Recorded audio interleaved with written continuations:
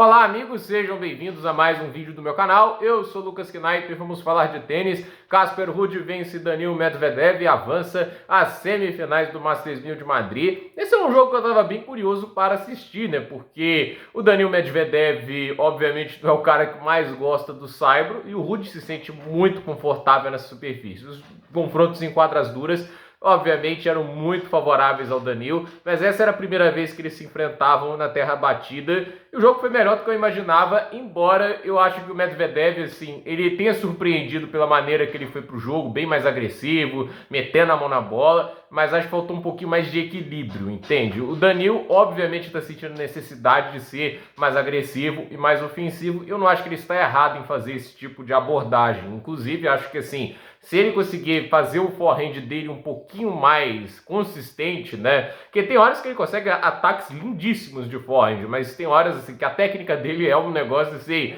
no mínimo singular, né?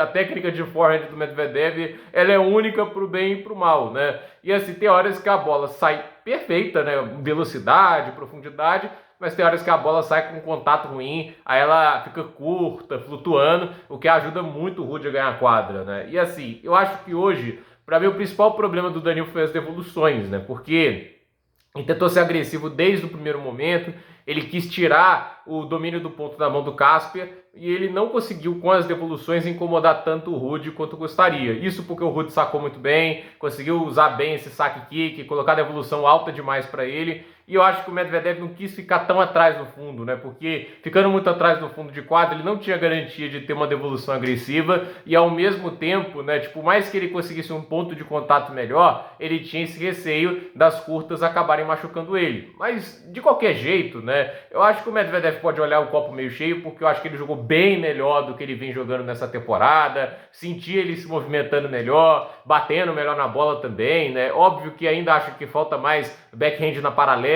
né? O backhand cruzado dele possivelmente é top 3 da atualidade. Isso aí ninguém acho que vai discutir tanto, né? Mas fato é que assim, ele tem que usar um pouco mais as paralelas. Gostei também do saque dele numa parte do tempo. Eu acho que assim, ele perde o jogo também muito porque ele tenta ir pra rede.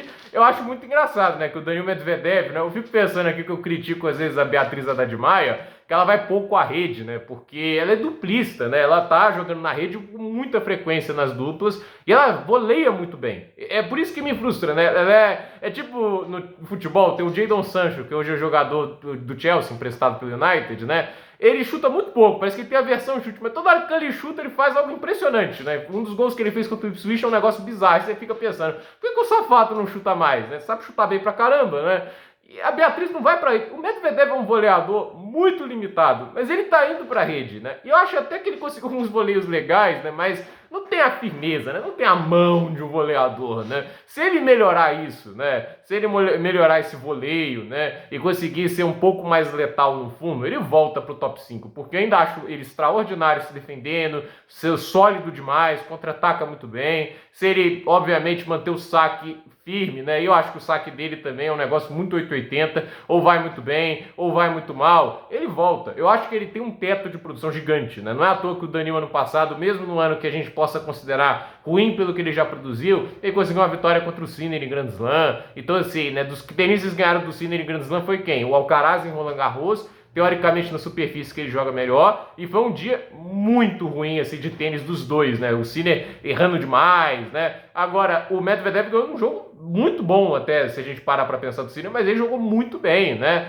Então, assim, eu acho que o Daniil pode sair de cabeça erguida de Madrid, porque eu acho que ele jogou um baita tênis. Eu acho que ele tem jogado melhor do que no início da temporada. Se isso vai ser o suficiente para ele conseguir continuar dando prosseguimento ao ano e voltar a um padrão mais elevado de resultados, a gente não sabe. Porque no momento ele é o 15 da corrida para Turim. É pouco para o que a gente sabe do que ele é capaz de fazer. Mas é os novos tempos e isso tem que ser um sinal de alerta para ele entender o que tem que mudar. E me parece que a mensagem que o Medvedev entendeu é: tem que bater mais na bola. Conseguiu 20 winners, mas ainda 34 erros não forçados, né? Que obviamente assim, no saibro, contra o tenista que se defende tão bem contra o Ruud, acontece muito disso, né? Agora, sobre o Casper, tá jogando muito, né? Eu acho que depois no torneio em Roma, não, em Madrid, né? Não, Madrid agora, né? Depois de Monte Carlo foi muito ruim, né? Ele vai lá nas oitavas de final, ele perde um jogo que ele estava à frente, né? Com a quebra à frente no terceiro set, e assim, comete tantos erros, e quando meteu 34 erros não forçados de forehand só naquele jogo, né?